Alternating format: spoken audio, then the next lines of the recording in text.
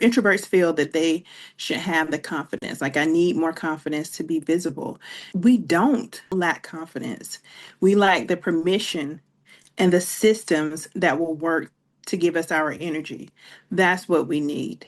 And us being quiet, it's okay. It's okay to be quiet as an introvert because you're intentional about your response. You're thinking it through before you respond.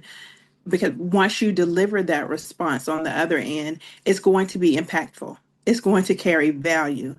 And that's the confidence there. You don't have to be loud to be confident.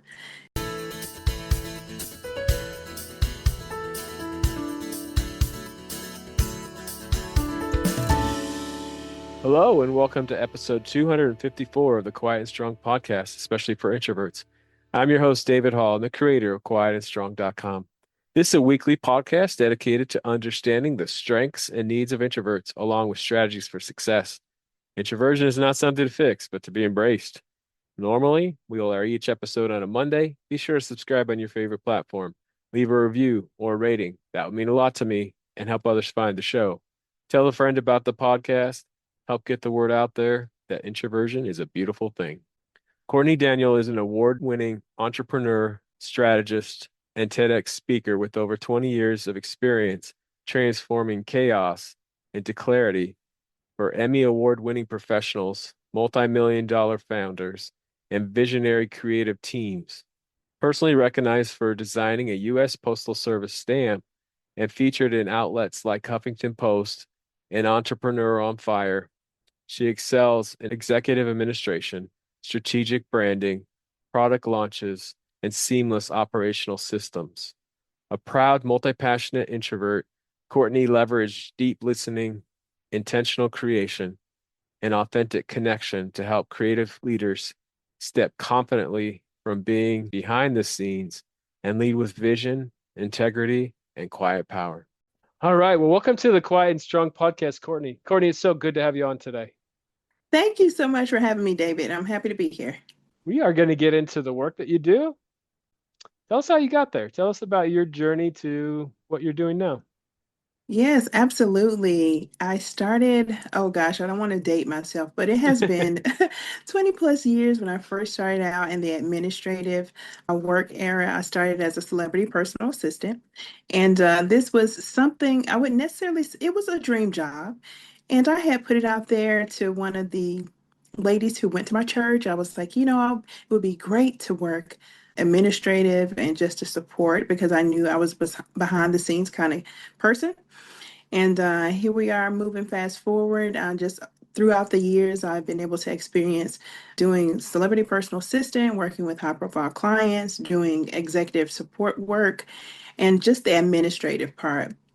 And it wasn't until recently that I discovered that I wanted to tap into what really drove me, which was working with people who are my people, like me, an introvert, right? And just teaching them how to be successful and how to step out confidently and know that, hey, you don't have to operate in any of the systems that the world says that we should operate in. And you're pretty much building your own system so that you can strive for success. And it's been fun, and I can't wait to continue to support more introverts such as myself. Yeah, that's great. I love how you put that. That's me too. It's Yeah. like we have so many gifts to offer, but so many people misunderstand what they can achieve by living authentically, Yeah. using their gifts. Hmm. Absolutely. So when did you figure out you were an introvert? How did you put that word to yourself? Yes. So it's been less than it's about 10 years ago. I had started working with a young lady who had I was on the Instagram or Facebook, and I just saw her name come out, and I saw that she was an introvert, and I was like, what is I had heard about introversion and extroversion as well. And I just wanted to see what it was all about. So I clicked on her information and I started to follow her. And what she was saying really resonated with me. I was like, oh my gosh. So I kind of felt the more that I would read into it, the more lighter I felt like, oh my gosh, this is me. Like I didn't have to choose one path. I don't have to just be a celebrity personal assistant. I don't have to just be behind the scenes. I could be more than that. And so I took her class, and this class was awesome. It allowed me to be able to step out front, learn how. And from there, it was just using my voice. I knew that I had a voice, but when we read about the myths about introverts, is you're quiet, just all the things. And I was like, I may be quiet, but I am a leader. So it just put the pieces together for me. And again, just less than 10 years ago, this is when this all happened. And I felt like that was the start of me discovering more about who I was and how I operated and how I now had to build a system for me and allow people to adapt to what made me feel good and how I was able to show it 100%. Yeah, absolutely. So what did you figure out were strengths you had because you were an introvert? For me, it was about being organized, the strengths of making sure that, when I look at a project, I want to see the end of the project and then I work backwards and putting the energy into it. I didn't, as an introvert, we don't have the energy. So if we're going to do something, I want to make sure that I'm going to do it right the first time as close as possible. Because going back to do it all over again, will I want to do it again? Will I be excited about doing it again? So it's more intentional in setting out those plans. And for me, a lot of people would come and ask, Courtney, can you help plan this? Can you help plan out this event? Can you orchestrate or create a system that allows me to send an email? And once that is automated, how do I get it over to my email list? And how do I send out a thank you? So it was just those things that was easy. Excuse me, I don't like to say easy. That was my gift that I used to tap into.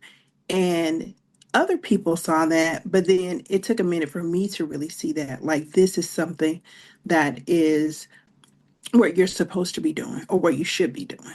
Yeah. Yeah, it's that deep thinking that really Mhm. allows you to make strategies and plans and come up with innovative ways to do things.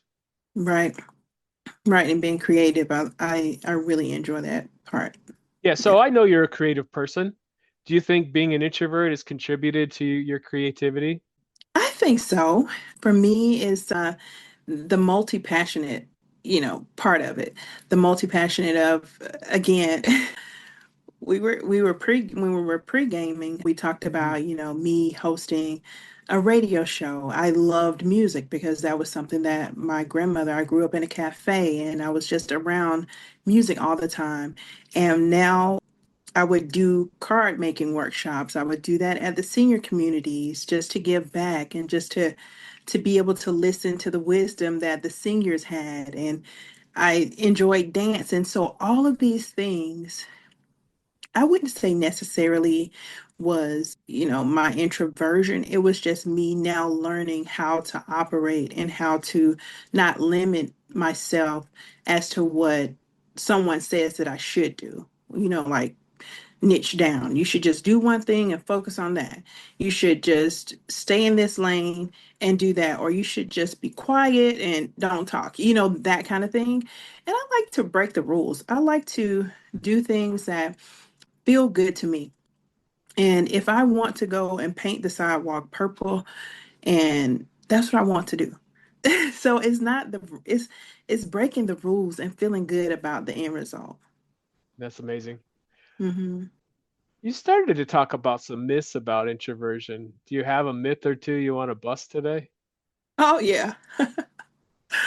The confidence, how, introverts feel that they should have the confidence. Like, I need more confidence to be visible.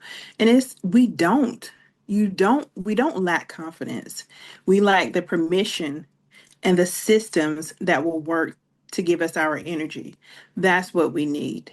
And us being quiet, it's okay. It's okay to be quiet as an introvert because you're intentional about your response. You're thinking it through before you respond. Because once you deliver that response on the other end, it's going to be impactful. It's going to carry value. And that's the confidence there. You don't have to be loud to be confident. And no one should have to tell you you have to do anything. you know, you do what makes you happy. Another one is that, as I said, you have to pick one lane and stay in that one lane. Absolutely, you can pick a lane and stay in your lane, but it may also include a bump of creativity, speed bump of being a musician, a speed bump of being a dancer, a speed bump of being a president of a radio station. So it could include all those things, but guess what? It's in your lane and you're doing what makes you happy. So yeah. Yeah, absolutely great. You definitely are doing a lot of different things, and that's amazing.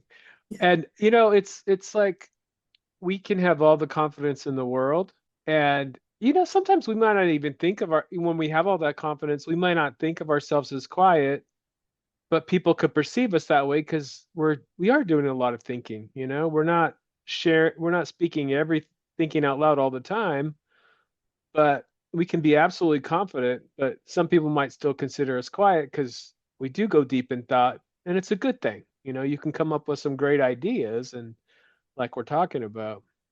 Mm-hmm. I think about when people say that, you're quiet, you should be loud. Based upon what?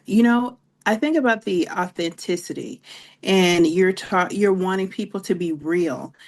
And is it that are you ready to accept my realness? Because this is who I am. I don't have to be loud. And I am being real. Like keep it 100. Like, just tell me all the things, but this is who I am. I shouldn't have to say that verbally because I think about if you're an extrovert, you pretty much know exactly this person may be an extrovert, right? Based on some of the characteristics. But as an introvert, it's like you don't necessarily have to say that, but I sometimes feel like that most people you have to because most people may now think that you're antisocial or you may not be filling the room or you're not wanting to be visible or you're not wanting to be a team player. But if you think about if we just look at everyone that's in the room as everyone is being the real person and who they are, we just know how to assign those specific tasks to those people.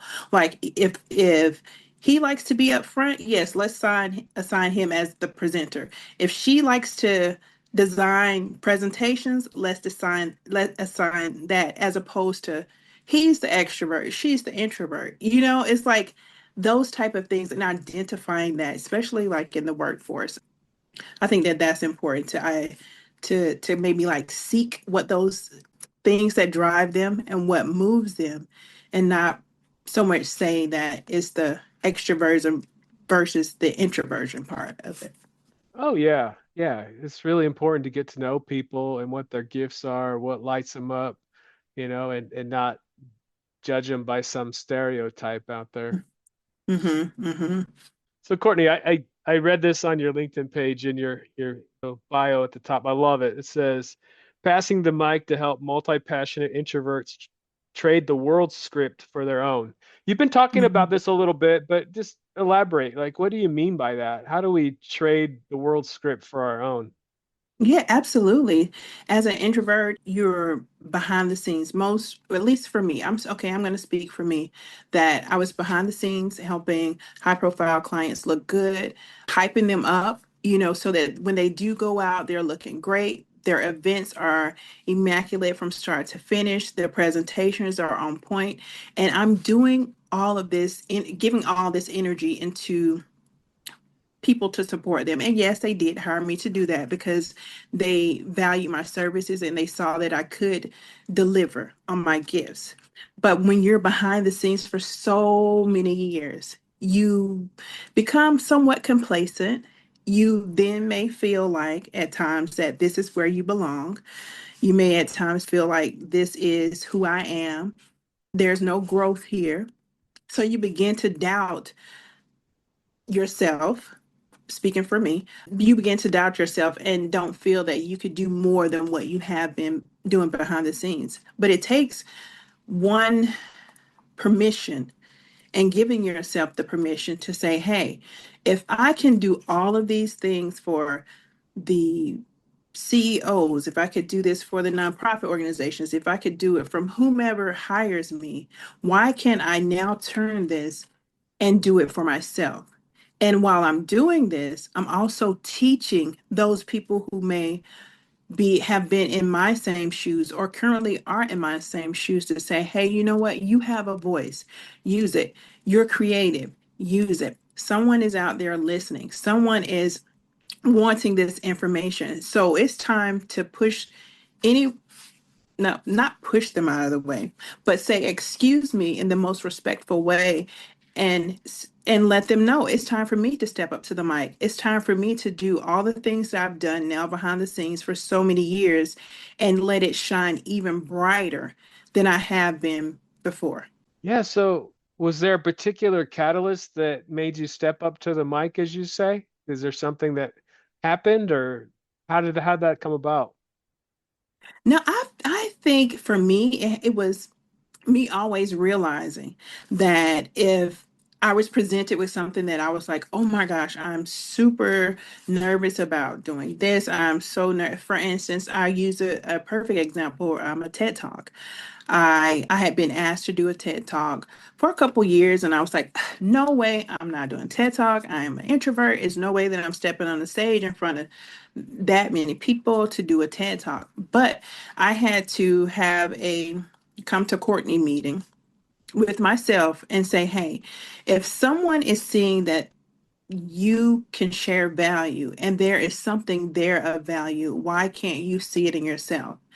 And that was the moment for me to realize, hey, if I've been asked so many times to share or to be on this platform, it's something that someone wants to hear and needs to hear. So that was the turning point for me is when I did do this. And TED Talks that's a big deal.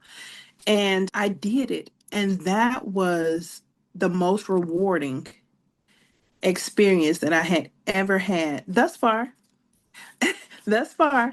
And it made me realize that I do operate differently. I do deliver differently. All those things that my clients have saw and have seen in me for all these years, I now begin to see it in myself. And if I knew that they backed me for 20 plus years, it's time. It's past time for me to be in front of the microphone speaking and leading and teaching, advising, and doing all the things that I was running from for all these years. Yeah. What have you learned about public speaking as an introvert? You said you gave a TED Talk. You also have been a guest. You're a guest now on a podcast. You've done a radio show. What have you learned about public speaking? For me, I have to prepare. It's the preparation part and acknowledging that and planning for it so that when I do show up, I am living in that moment and not overthinking. So I just want to make sure that I'm delivering the value. And when I don't, then I, after the fact, would question, oh, I should have said this, or I should have done that, or did this go right, or did I answer that question correctly? So it's a lot of self-doubt after that. And then it just takes away from that whole experience. It takes away from someone else of me pitching them to say, hey, this is what I can offer.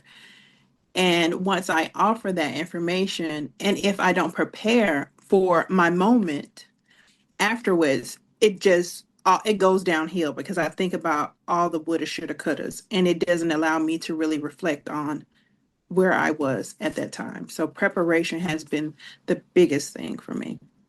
Yeah, that's something I learned too. It's like I could give a great speech, but I might have to prepare differently than my extroverted colleague. They may not Hmm. do the same type of preparation. That's fine. I had to learn, what do I need to do? Hmm. And there's no system.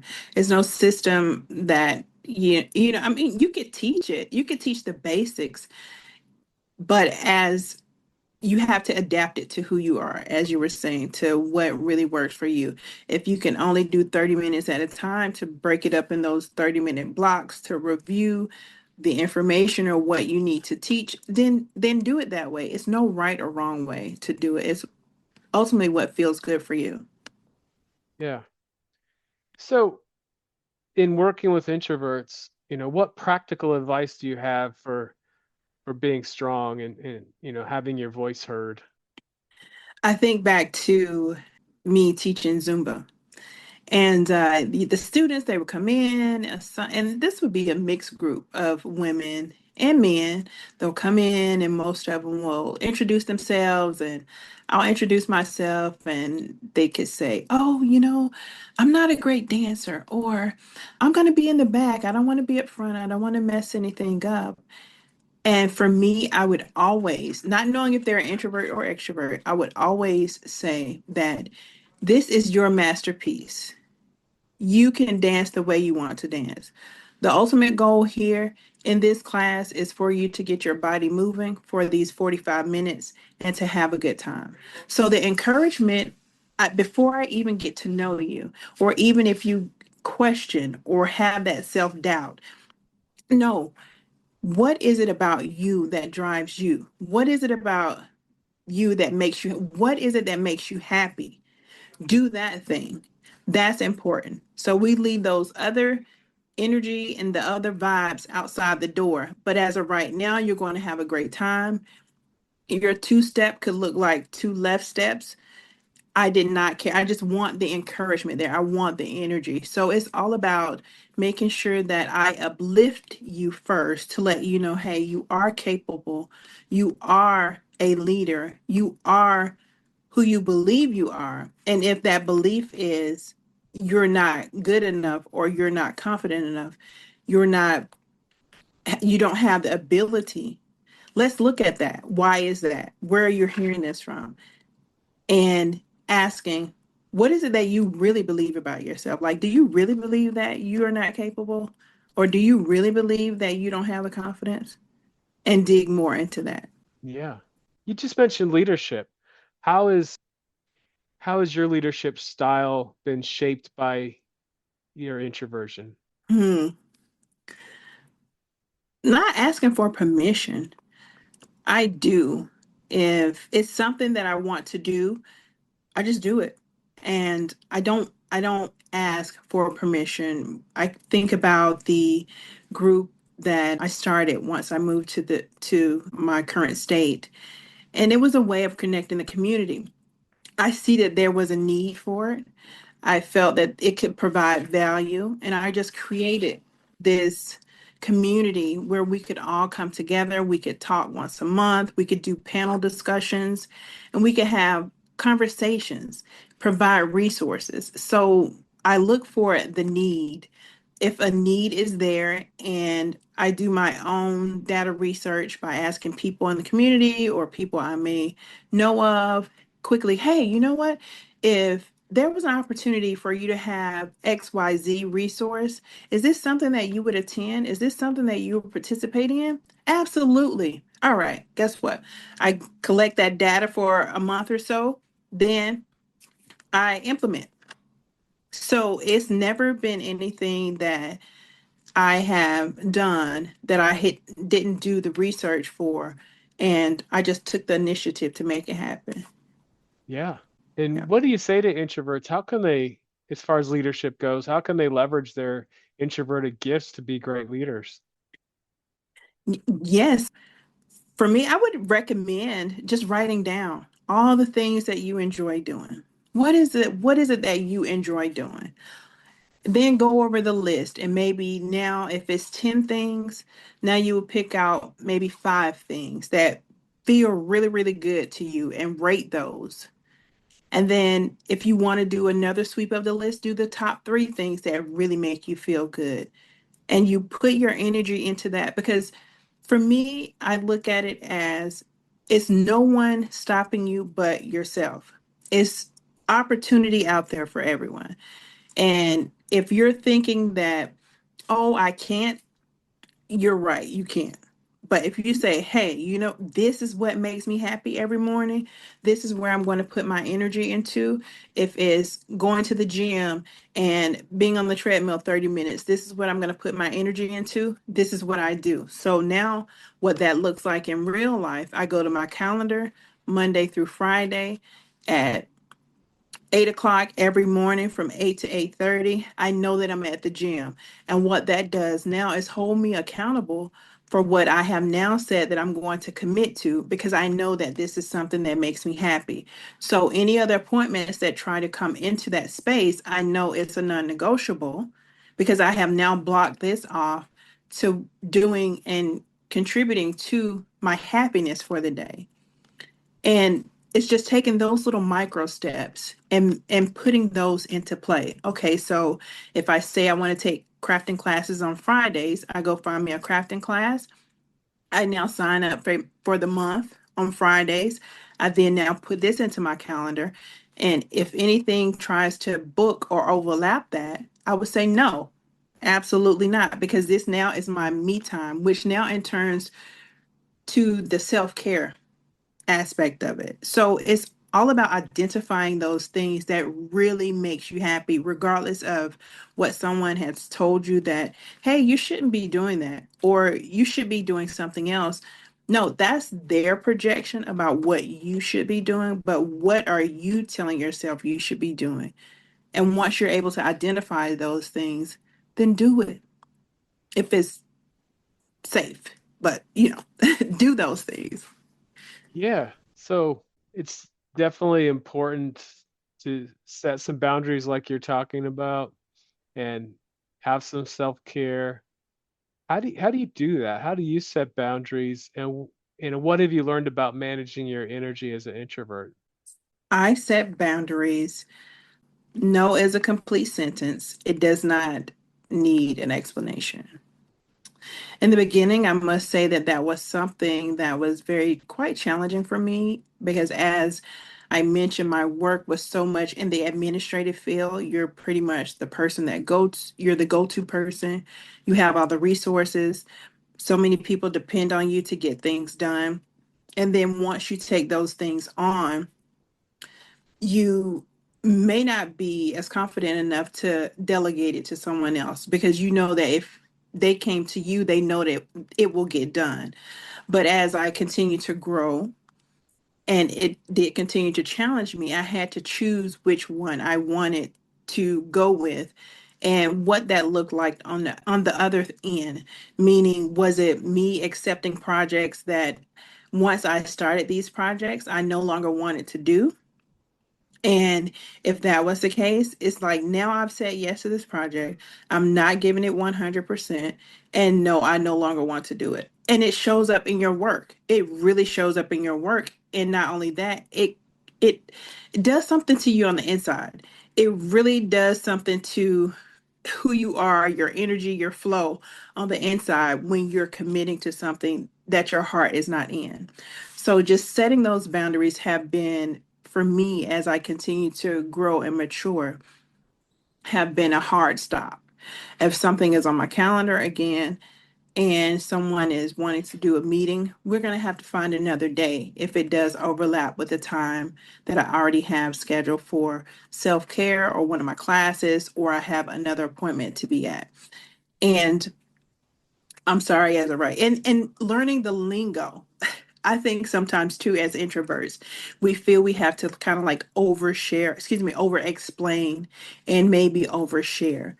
A perfect example would be if someone wanted to schedule a meeting with you and you have an appointment where you have to go take your kid to the doctor, you don't have to say, oh, I'm not able to do that. I have to take my child to the doctor on that day. I'm not available on what you then say is, I'm not available on this day. Would this provide another option? Would this day work instead? As opposed to feeling like you have to now share why you're not able to. You don't have to share why anything because you don't have to. What you do is allow the respect of saying, here's another option that may be available. Will it work for you? And if not, then you look for another option. So I think that could be something to help. with the creating of the boundaries, again, it's not going to be easy, but once you begin to practice it and do it often, you will now know how to one, respect yourself, your time, and you set that standard for people to now start to begin to respect you. Yeah, and what you said there. So this could be for business or for your personal life. Someone wants your time, and it's just a matter that you're not available right then. Maybe even you just need to be alone for a bit. And it's just important to say, you know what, I can't right now, but let's do this and at this time. And so you're not rejecting them, you're just honoring your boundaries, but you're saying let's work this out a different time. I think that's key, because otherwise if you just say no, it's like, okay, well, they don't want to meet with me or hang out with me or whatever it is. Hmm. Absolutely. And it's important to create that. It's important. What I've also learned to do for me as in the role of the president for the radio station, I've now put all the information that people may want to inquire about in a auto response so that, hey, you know what? So that we can not have 500 emails in our inbox. Let me go ahead and give this information to you just so that you can have it at your fingertips. And then from there, you can connect with the person on whom you may be, wanting to connect with. So it's also thinking forward. I mean, thinking ahead as well, too. So how can I may eliminate questions that may come my way to prevent me from having to use my energy to now try to you know, fight with the email systems and going back and forth and trying to figure things out. So, So, I mean, if we're not doing the things that you're talking about, it definitely can lead to burning out. What do you say to the person who is feeling burned out? oh my, I've felt this way several times, and just being there is not the best feeling in the world. And just to come from burnout, it takes a lot of energy that one, speaking for me, I didn't have. It takes a lot of being around people who can pour into you to continue to let you know that, hey, things happen. Now you may be in the down moment of the burnout, but how can when you stand up straight again, what is it that you're going to change so that you don't get back here? Is it creating those boundaries? Is it respecting your time? Does that mean you only take 3 meetings a week as opposed to 10 meetings a week? Is it you stop checking your emails at 5 o'clock on the dot? Is it that you put your phone down? I mean, what are these things that you're looking at doing and making different so that you no longer come back to this place of burnout? So that's very important. It's just being able to identify those key factors of what got you here in the first place. So, Courtney, how did you decide to be an entrepreneur? I think it was already instilled in me because I think about my grandmother who had a cafe that I grew up in. She would always babysit my sister and I there on Thursday, Friday, and Saturday nights. And, just realizing that, hey, this was something that she owned. It was something that she was responsible for. She worked, but she also had this thing that she enjoyed doing. It was like a community connector where everyone in the community would come and just have a good time and fellowship on the weekend. And that's where I feel like a lot of people were able to just let go of the week. And she provided this space for them. So that was when, I may have been like 3 to 4 years old. And then as I got older, I would see my granddad. He had like a cab station that he owned. And we would be babysitting the cab station as well too. So that's where my sister and I learned how to play pool. I wouldn't say I'm a pool shark, but I'm pretty good at it. And just looking at those and remembering those memories of where I was, it was always in something in a space where my family member owned that. So I felt it was just right for me to do it as well. And I just saw that the joy that they got from it, it was a connector for a lot of people and everyone seemed to be happy. So that's why I wanted to be an entrepreneur myself and to be able to bring some of those qualities in reference to connecting and just build and help people. So, yeah. And how have you helped other entrepreneurs? Well, I have worked with them currently as their permission coach. That's what I'm doing. The work that I'm doing now is very exciting because I have lived that experience myself to where moving to a different state, didn't know anyone, just kind of starting from ground zero and didn't know where the resources. And I gave myself permission to build what I wanted to see, to build my community, to build resources, to get out and learn and see what was around me. So I'm teaching other entrepreneurs to do that as well. They may be stuck in seat number two and they want to get to seat number one, and they've been helping people shine for all these years, and they have that yearning and passion. And I'm working with them to help them stand out front and just to be unapologetic about it. Yeah. What are some specific things you've helped people with? So, coaching. So, when I work with my clients, I've taken away me working with my clients. It's just giving them a sense of ease and a sense of peace where they can say, Courtney, you know what? I trust you.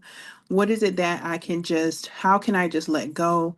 I no longer want to deal with this. I want to be able to know that, I can just give it over to you. And once they give that to me, I take care of whatever those tasks may be, whether it's you, being the liaison with people who are fixing up the home or talking to the tax accountant or, rearranging a trip or arranging a trip for a family of 10. So what does that look like? Because they've worked so hard in their career. They've earned that. They've earned a spot to rest. They've earned the opportunity to rest. And when they can find someone where they're comfortable with and trust them based on based on what I bring to them, I think that's a pretty good feeling. And so I've been able to show other entrepreneurs the same thing, and it feels great to be able to work with them and see where they're stuck and help them to move forward in that way. Great. And one last question for you. Mhm. How do you stay grounded and manage your energy, especially as an introvert? My boys, I have three boys, so Okay. they have really allowed me to, it's never a dull moment. And every moment is very interesting. And just the opportunity to be able to be present with them because I know that they're growing up, they're no longer babies, and soon they'll be, out of the house and living on their own. So I just take that opportunity to be in their space and to enjoy them, to be at every soccer game, tennis match, basketball game. And that's what keeps me grounded. And I really enjoy that. Yeah, it's so important to stay present with Yeah. those in our lives, especially our Yeah. kids and others. Yes. Is there any specific tips you have to stay present, when you're with your family or your friends or when you need to be present? For me, I one thing I've done is I've deleted pretty much all the social media off of my phone so that I don't feel the need to always have it in my hand. So if I need to check an email or if I need to go on a platform, I have to log on to the computer. And in that moment, it makes me think about, hey, can this wait until tomorrow? Right? Or can this wait for later until we're done with dinner or we're done with the activities that I'm participating in as of right now. So just that one little step has been very helpful for me. It's just removing that social media from my phone and because at that point I don't feel attached to or the need to respond right away. Yeah, that's a great tip. And Hmm. you know, when you're trying to be present, definitely put down your phone. you know, Hmm. because if you don't, it's sending the Yes. signal to the other person, you're not that important to me, you know. Yes. Yes. Absolutely. Courtney, this has been a great conversation. Is there Yes. anything else you want to add today? No, I've enjoyed sharing tips and talking with you as you get to learn more about me and just being in this space. And thank you for having this space for introverts. It can be challenging for some of us to talk as we are behind the scenes kind of people and to be very intentional about the energy that we share. So this has been a great opportunity. And if anyone is wanting to learn more about me and the work that I do, you can find me on LinkedIn. I'm very active on LinkedIn, and I have a website, CourtneyDaniel.com, first name, last name.com, and you can follow me there as well. So, yeah, All right. Well, thanks again. thank you, David. Thank you for having me. Thank you so much for joining me. I appreciate you. I hope you take the time to explore other episodes and learn from other amazing guests. Remember, if you're interested in getting to know yourself better, there is now a free Type Finder personality assessment on the Quiet and Strong website. This free assessment will give you a brief report, including the four-letter Myers-Briggs code. I'll add a link in the show notes. And I'd love to connect with you. Reach out at david@quietandstrong.com or check out the quietandstrong.com website, which includes blog posts and links to social media for Quiet and Strong and much more. Send me topics or guests you would like to see on the show. So many great things about being an introvert, and so we need those to be understood. Get to know your introverted strengths and needs and be strong.